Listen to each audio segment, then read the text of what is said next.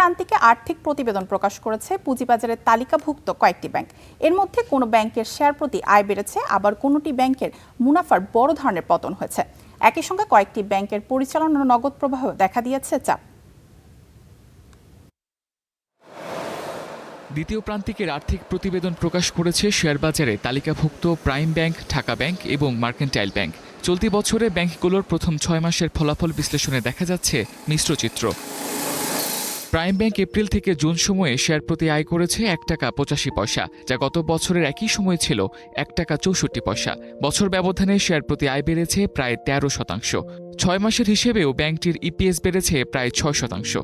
আয় বাড়লেও 6 মাসে পরিচালন কার্যক্রম থেকে শেয়ার প্রতি নগদ প্রবাহে বড় পতন হয়েছে ব্যাংকটির, কমে দাঁড়িয়েছে ৳7.55, যা আগের বছর ছিল ষোলো টাকা 29 পয়সা।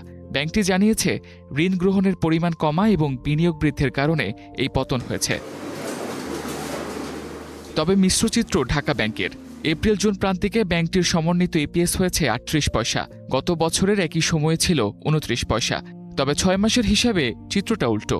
জানুয়ারি জুন সময়ে ইপিএস কমে হয়েছে ৯৫ পয়সা, যা আগের বছর ছিল ৳১.৯।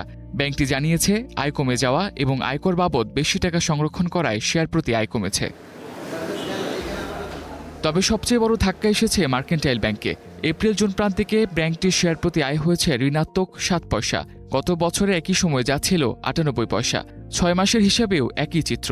শেয়ার প্রতি আয় ৳১.৮২ থেকে নেমে এসেছে মাত্র ২২ পয়সায়। ব্যাংকটির ভাষ্য, পরিচালন কার্যক্রম থেকে নিট নগদ প্রবাহ কমে যাওয়াই এর অন্যতম কারণ। Tamjid Ahmed, star news.